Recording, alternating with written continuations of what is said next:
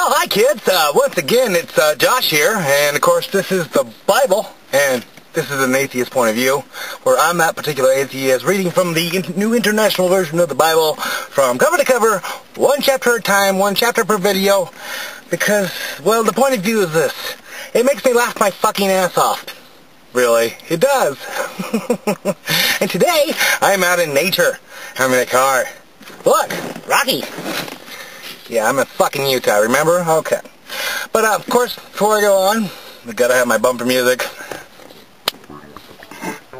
And we're keeping it funky. And I'll choose something in numbers. Something different. Yeah, I think I'll change it per book. You know, maybe. Well, hey, I'm even open to suggestions. Anybody got an idea for bumper music? Shoot it. Comment section. Okay. Alright. Now, where I left off is Leviticus, chapter 7. It's probably just more fucking offerings. But we'll see, won't we? As soon as I get past too far.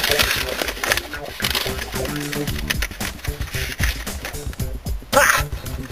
Here we are. Paraphrase, the guilt offering. Again.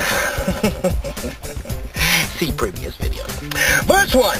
These are the regulations for the guilt offering, which is most holy. The guilt offering is to be slaughtered in place where the burnt offering is slaughtered, and its blood is to be sprinkled against the altar on all sides. Make sure you do a good job. Splatter it all around. Don't want to leave a side untouched without blood. Verse 3, all its fat shall be offered, the fat tail and the fat that covers the inner parts. We want some lean beef, man. Verse 4, both kidneys with the fat on them near the loins and the covering of the liver, which is to be removed with the kidneys. Leave the appendix. The priest shall burn them on the altar as an offering made to the Lord by fire.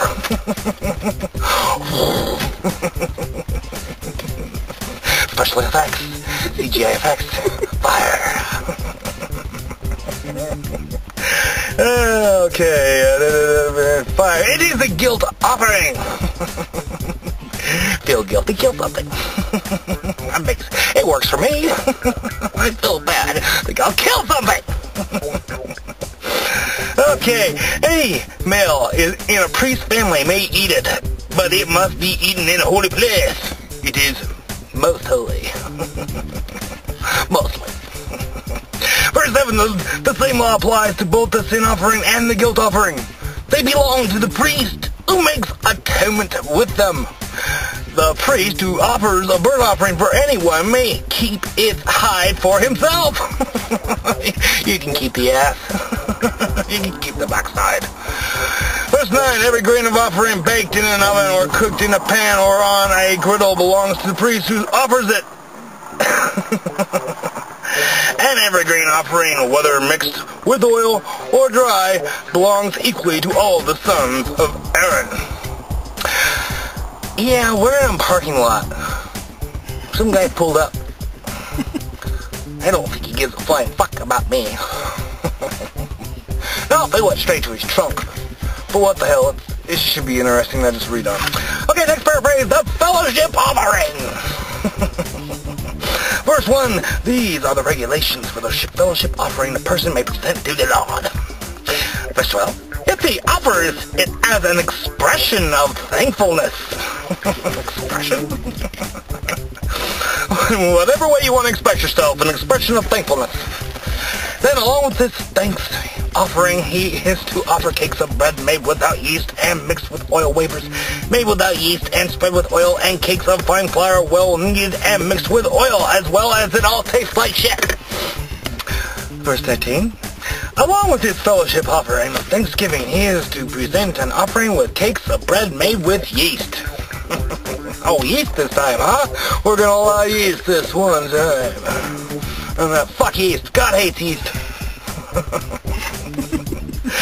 Verse 14, he is to bring one of each kind as an offering and contribution to the Lord. It belongs to the priest who sprinkles the blood of the fellowship offerings. Oh God, here we go again on that Lord of the Rings shit. The fellowship offerings. The Frodo offerings. The Gandalf offerings. Verse 5, the meat of his fellowship offering of thanksgiving must be eaten on the day it is offered. He must leave none of it till morning. You understand that, dude? Eat it all or die! Something like that. Verse 16, if, however, his offering is the result of a vow or is a free will offering, the sacrifice shall be eaten of the day he offers it, but anything left over may be eaten on the next day. Leftovers sometimes. Leftovers, no, not sometimes. Stupid. Verse 17, any meat of the sacrifice left over to the third day must be burned up. Garbage disposal is not an option. Burn it. Put that in your bong and smoke it. If any meat of the fellowship offering is eaten on the third day, it will not be accepted. It will not be credited to the one who offered it, for it is impure. Impure, you say. The person who eats any of it will be held responsible. Don't eat it, dude, or you're fucked. Don't eat it, man. Don't eat it. Don't eat it. Don't eat it. Verse 19, eat that meat. Meat that touches anything ceremonially unclean must not be eaten. Ceremonially. That's a big word. Ceremonially!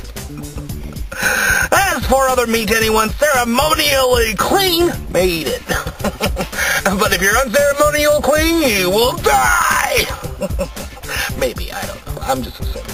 Verse 20, but if anyone who is unclean eats any meat of the fellowship offering belonging to the Lord, that person must be cut off from his people.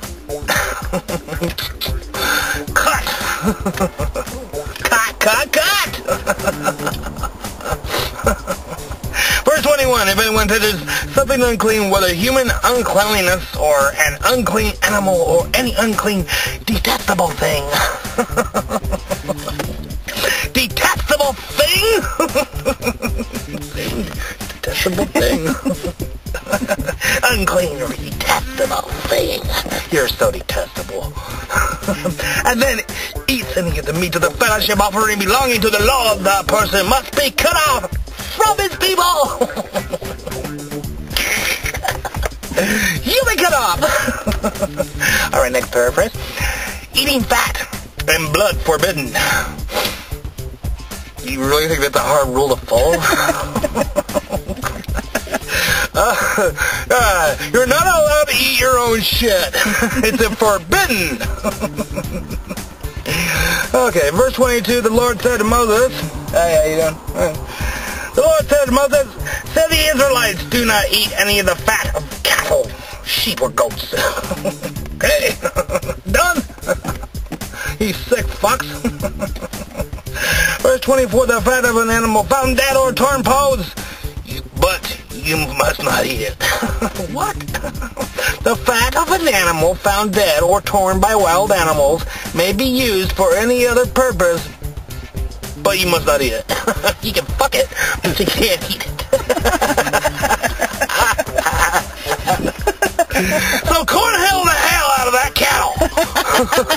Just don't eat it. That's a good one, huh? Okay, verse 25. Anyone who eats the fat of an animal from which an offering by fire may be made to the Lord must be cut off from his people. And whenever you live, you must not eat the blood of any bird or animal. Okay, if anyone eats blood, this person must be cut off from their people. All right, well established. You are all cut the fuck off. You are out of the will. Okay, next paraphrase. The priest share. Oh, the priest get a share too. Bad enough they get all the altar boys.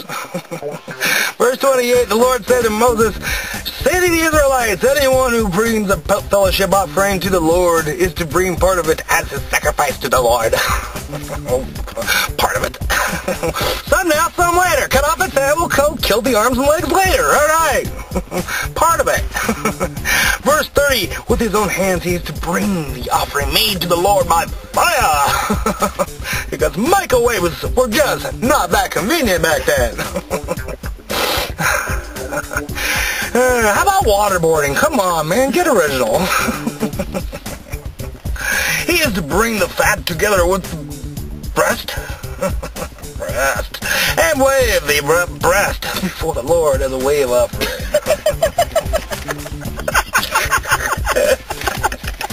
I told you this shit was funny.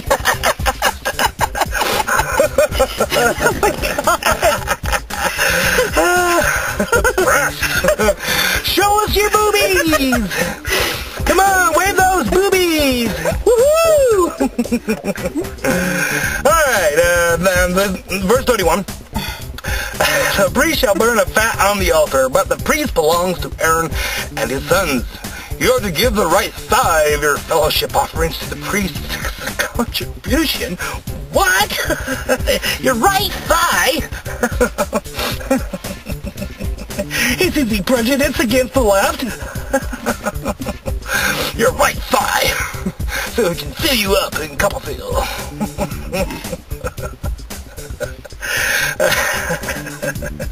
Verse 33, the son of Aaron who offers the blood and the fat of the fellowship offering shall have the right thigh as his share. Okay.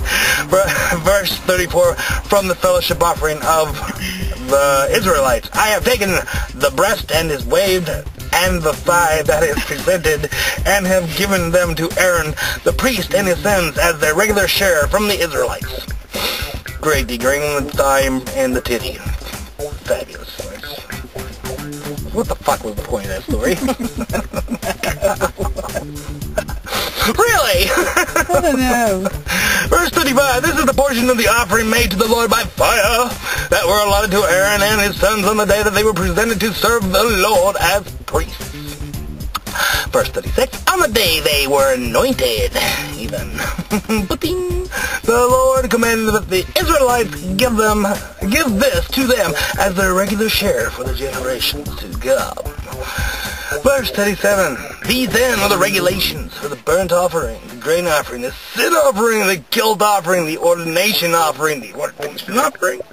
What? Okay, gotta Google that one later. The ordination offering, the fellowship offering, which the Lord gave Moses on Mount Sinai on the day he commanded the Israelites to bring their offerings to the Lord in the desert of Sinai. What a crock of shit! Wow, that went flying. Well, kids, once again, this is Josh, and this has been the Bible, and an Atheist point of view.